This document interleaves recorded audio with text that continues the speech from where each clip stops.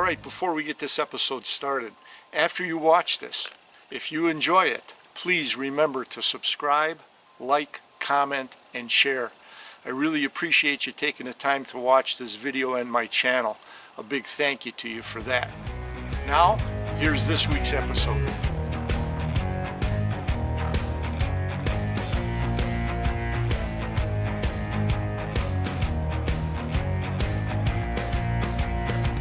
Hi everybody, 4th of July weekend, heading up by my brother-in-law for a quick trip.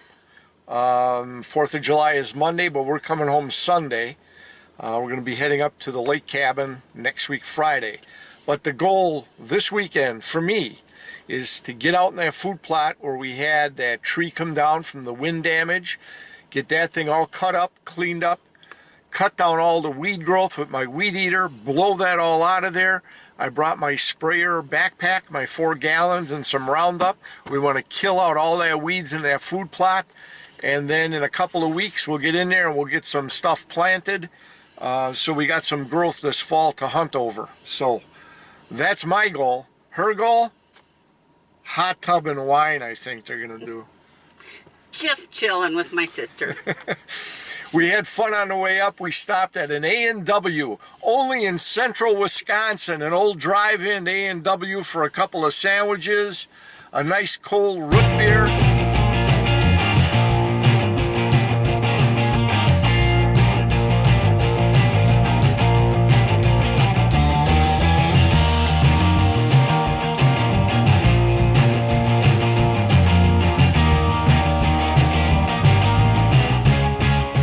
So we're coming in by the brother-in-law now. We'll see you all at the trailer. Stick with us. We're going to have some fun this weekend, I hope.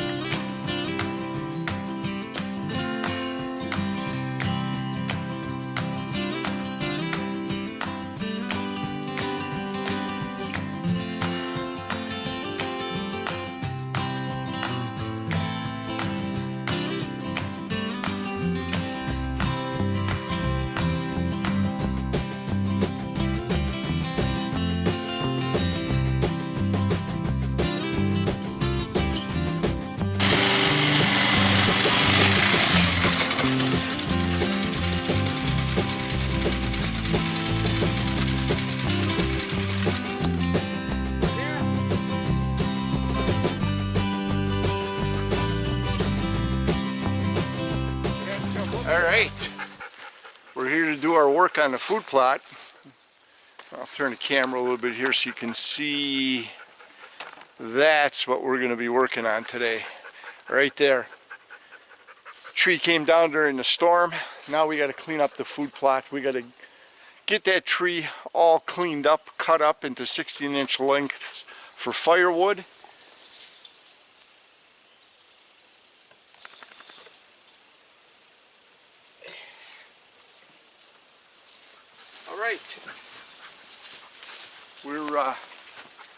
We're just about ready. We're going to get that chainsaw fired up and we're going to get started. Be with you in a little bit. We'll actually be working on that tree.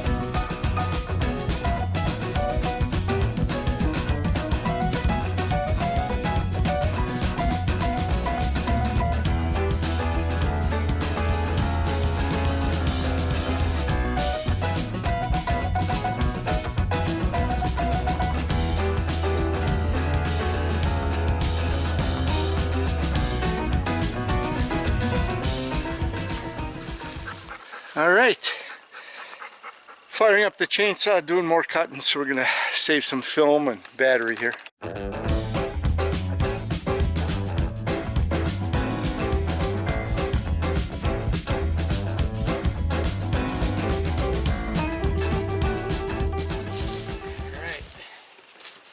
Cleanup time.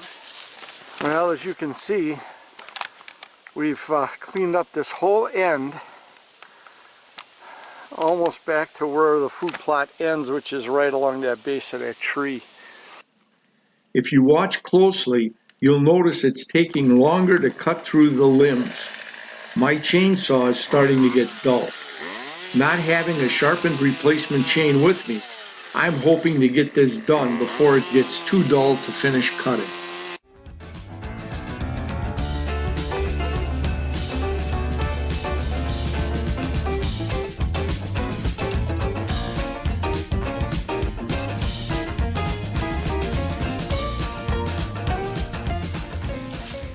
All right, we're tiring work for sure.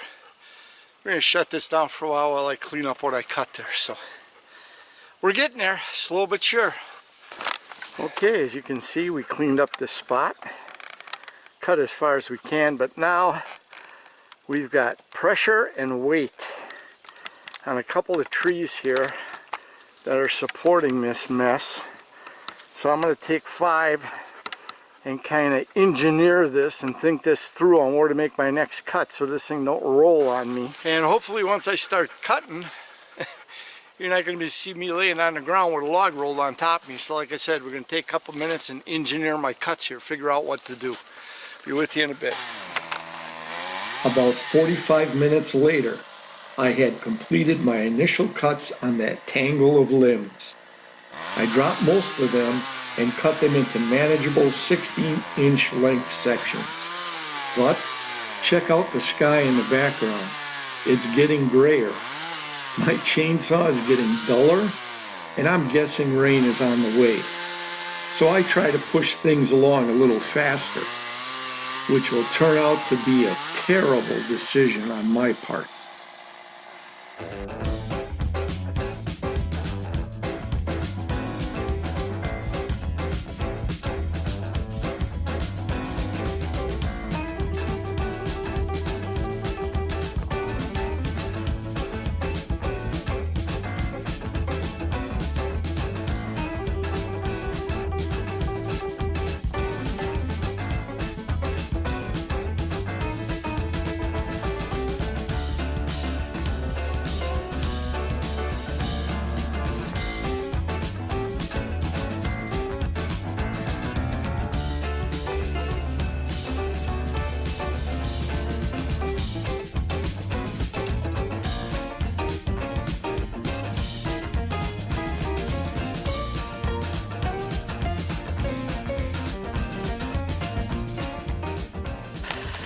Well, I'm almost done. I'm trying to make a last cut and I get the saw pinched and it's starting to rain. Everything's down except for that one and this last log laying, and I cut it a little too close, got a little too much pressure.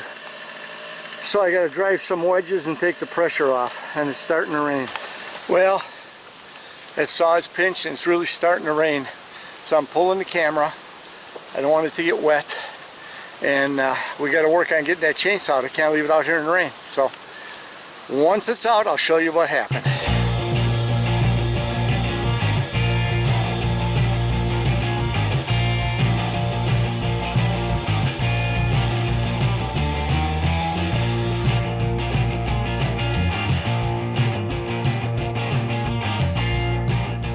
Well, it's 5:30. I'm back at the trailer. We didn't accomplish what I wanted to. You know, Josh is out target shooting with his .22 pistol right now. The rain has stopped now. My mind tells me one thing. Oh, we'll get all that tree cut up, stacked, and I might even be able to go out there with the trimmer yet and trim most of the food plot today. The food plot and the trees that were down kicked my butt today for sure. Screwed up my chainsaw. In fact, my chain is still in the log. I was able to get the bar out and the chainsaw, but it was raining hard when I was working on it. It's just not supposed to rain tonight, tomorrow, Monday. So our plans for the food plot are going to have to be extended. We got most of the wood cut up. I didn't get it all stacked. We wanted to move it with the trailer and get it stacked along the trail, let it season for a year, and then pull it in for burning for maple syrup or heating or whatever we're going to do with it, but that didn't happen. As you can see here, chainsaw was soaking wet. I've got everything opened up in here. Definitely need a new chain. Not sure about the bar. With it being pinched, if it's going to work properly, I might need a new bar too. So anyways, I got everything opened up in here drying out.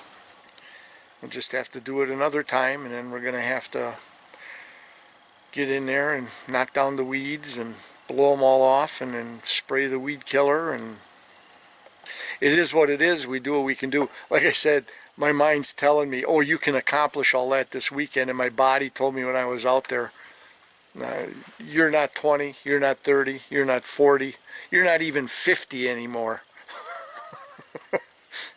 And I could tell out there, I was huffing and puffing towards the end. So anyways, we did get a lot of it cleaned up, but certainly not what I had expected to do today. So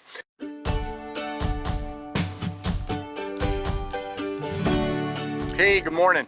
Day 2 of maintenance on the food plot. We're back out here today. The sun's out, rain's done. You saw that fiasco yesterday in the rain with the chainsaw getting stuck in the tree, and enough said there. We're back today to clean up what I had cut and just dropped. We're going to move this stuff out on the trail and stack it and let it season for a year before we move it in for burning for maple syrup or heating for the trailer or whatever. So I'm out here with my niece's boyfriend Josh. He's going to give me a hand. We're going to be loading the trailer with wood, dropping it off. I'm figuring 2 loads should take care of what we got here today.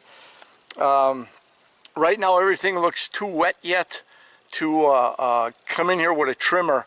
This may be all we get to do this weekend on maintenance. Sandy and I got to head home today. We're heading up to the lake cabin next week, so after the 4th we'll be going up. So anyways, stick with us. We'll be with you shortly.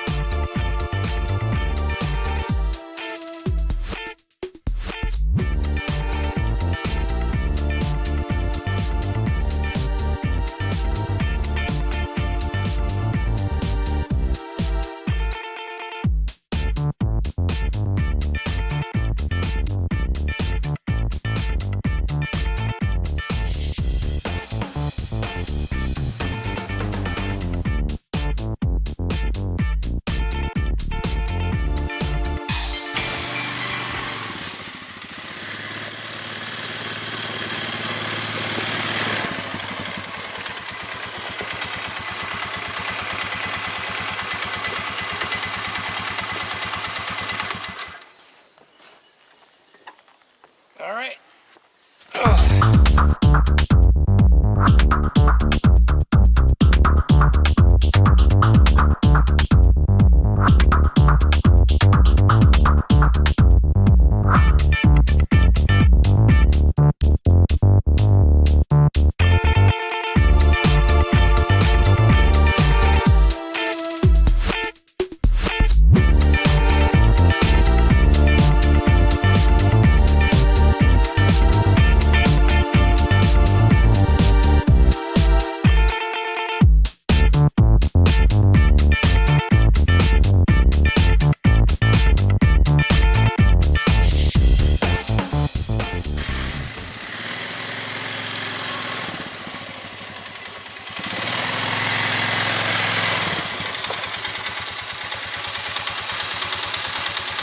Nothing bad.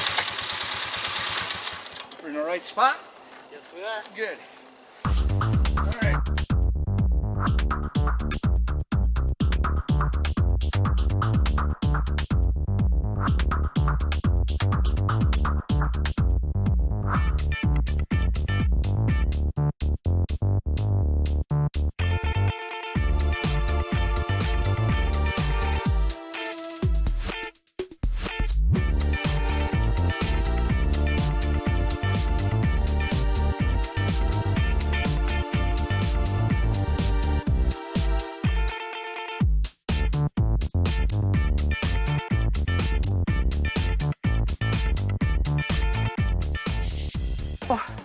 We are done. Time for a water break? Yes. All right, let's get out the water. Mine's on the right, yours on the left. Yep. I remember. Thank you.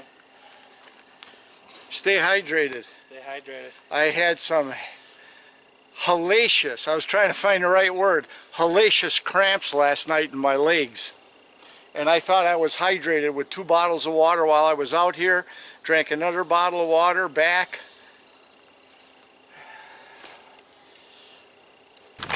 All right, it's 2:30 Sunday afternoon, but what we're gonna do now, we're gonna head out and we're gonna set about 5 trail cams, 2 in the area of my turkey blind and 3 around the food plot. So stick with us, we're heading out. I got a buddy with me that, where is he? He's waiting for me to head out on the ATV. He's dying to go for a run in the woods, so we'll see you guys in a little bit. All right, heading out to the firing range here. And I haven't shot the 45 since last fall. And Josh, which is my niece Rachel's boyfriend, he set up some targets with balloons in that for me. So there they are.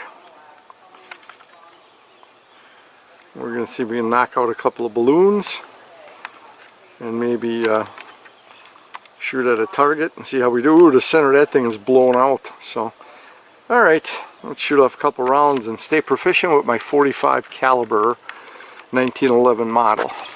All right, we're all set here. We're gonna give it a shot. Now I usually shoot the 45 within 30 yards. It's my last line of defense for bears, coyotes, wolves, whatever. We'll shoot off a warning shot. They still coming. They get inside that 30-yard range. That's it. I'm trying to be lethal at that point. So, all right, get the earmuffs on and let's see what we can do here. I haven't shot in a year. Well, haven't shot. This is what? July, so 7, 8. I haven't shot in about 10 months. Need to stay proficient.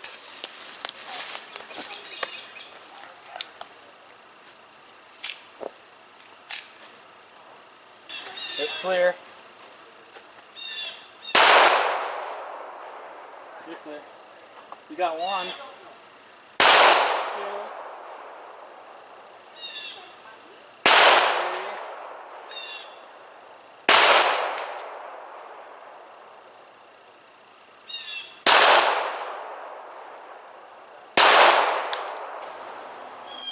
That's what I usually do if the bullet doesn't work. I recycle it.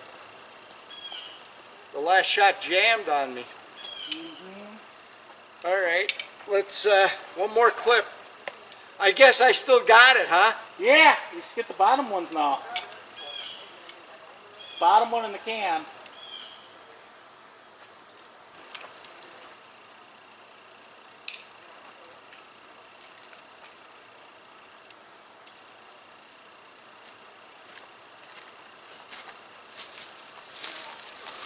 I guess I'm okay yet. We popped those balloons. I want to see what I did on the target there on the left. I'm going to zoom in from here. I'm in the triangle with 1, high to the right, in the triangle low, and then left. Okay, we'll work on that some more. Josh says I should go after the balloons on the bottom now. So we got 1, 2, 3, 4, 5, 6, 7, 8 rounds. Yeah, you should be able to go to the bottom one and the top. There's a heart up there too.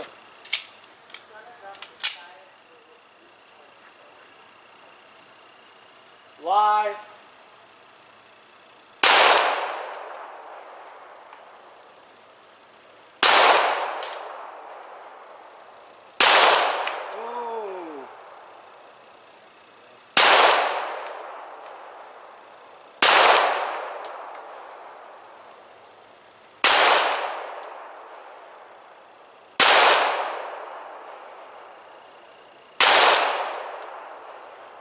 Empty. Yep, empty. I counted. That time I didn't jam. Nope, you didn't jam. Clear. Clear. I think you split the rope. I split the what? The rope. Maybe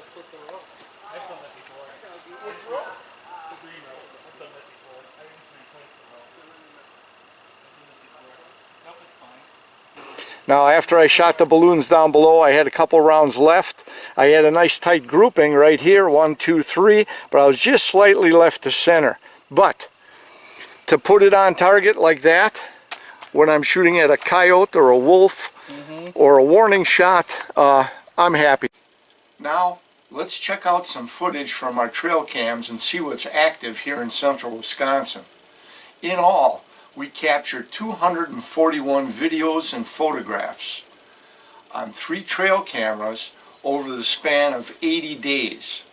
Now I picked out about 6 minutes of video footage, so here we go.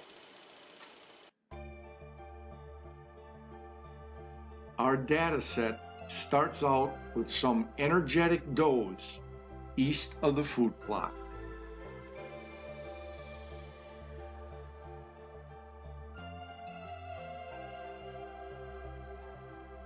Next, we find a fawn trailing this doe, trying to get some nourishment. But Mom has other ideas. And back in the food plot area, we observe a doe leaving scent by squatting and urinating. 6 days later, we have this 6-point buck interested in this area's scent and the doe to the left.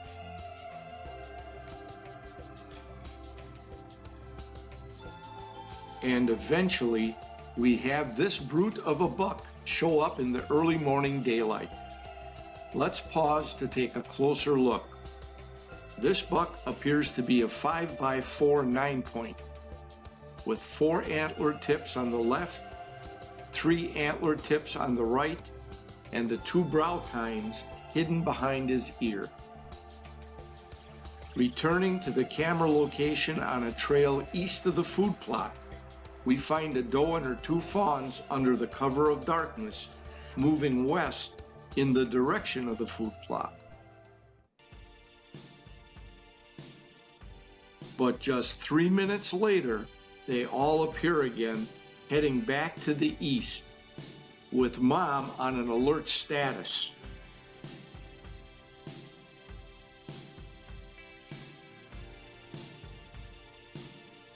Finally, deciding everything is okay, they move on.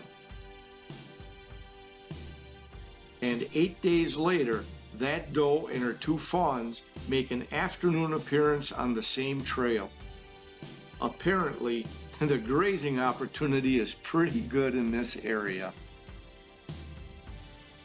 On August 2nd at 1:31 a.m., this doe cautiously moves through this trail area east of the food plot. About 5.5 hours later, on that same trail at 7:08 a.m., this black bear saunters past my trail cam, headed off to the west, away from the food plot area.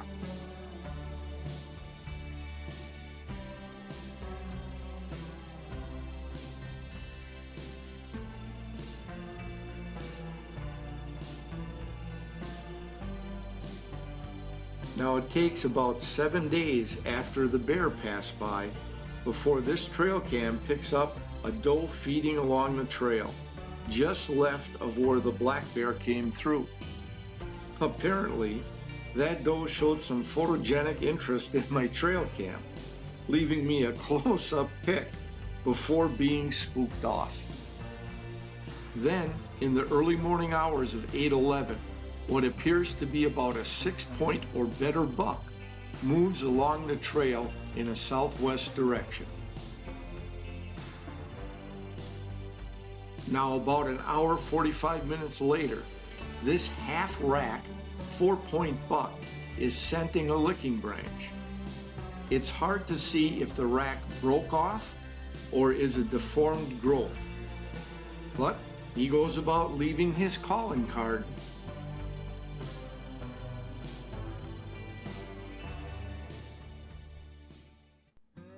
Within 2 minutes, this 8-point buck shows up out of the east and is scent checking another licking branch just a little farther to the west.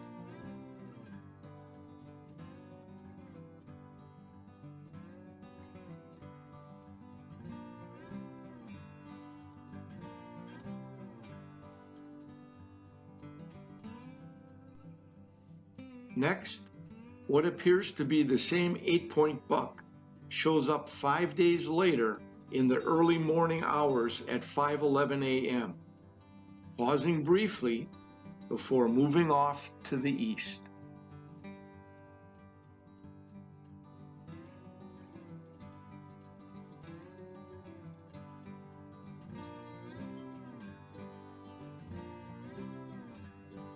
With fall approaching, some of the younger buck's testosterone is working early, as this spike buck is already scent checking this doe.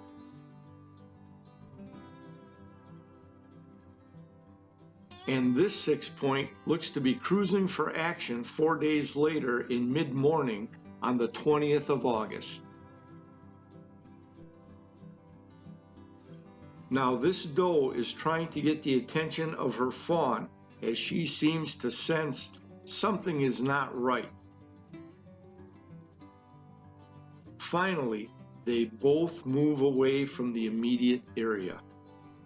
Mid-morning in early September finds this doe sharing the area during a food search with these 3 hen turkeys.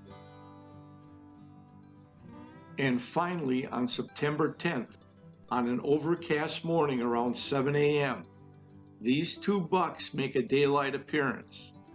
What appears to be a 6-point buck and doe is joined by this 8-point buck, with the 6-point buck leaving before a confrontation happens.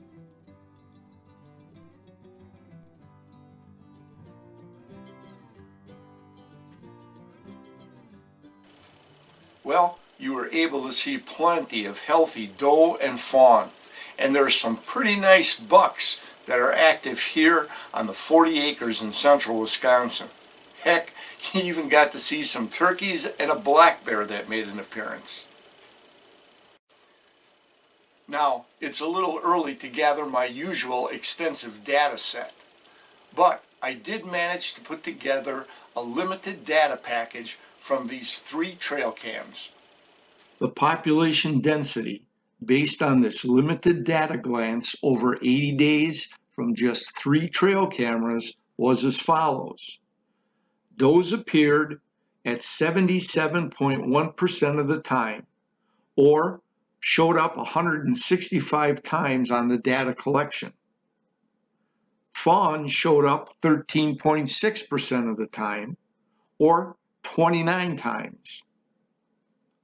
Bucks appeared at a 6.5% rate, or 14 times. Turkeys appeared at a 2.3% rate, or 5 times on the data collection.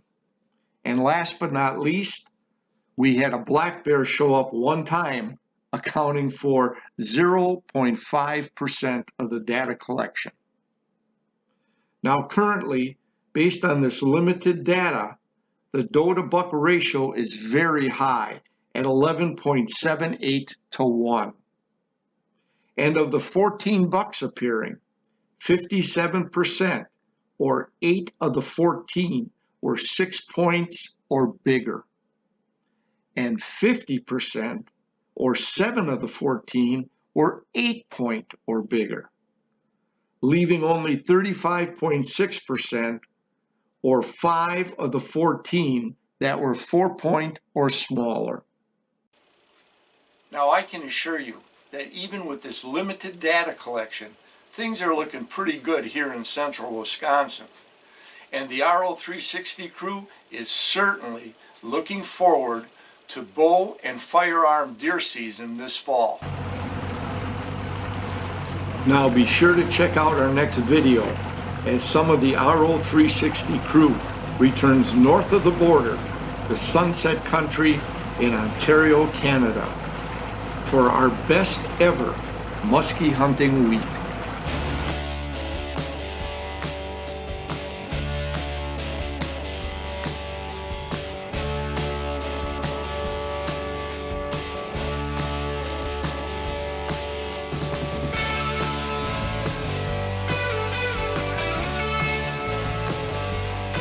Hey, thanks for watching Rapant Outdoors 360. Thanks for coming along. We'll catch you on the next video. Now, feel free to comment below, or if you don't want your comments available in the public eye, we can also be reached at rapantoutdoors360@gmail.com. And if you know a friend you think may enjoy this video series, please feel free to share this with him or share our link. And always, whether you fish or hunt, make sure you practice CCR. Catch, conserve, replenish. Make sure that there are resources available for future generations. We'll see you all next time.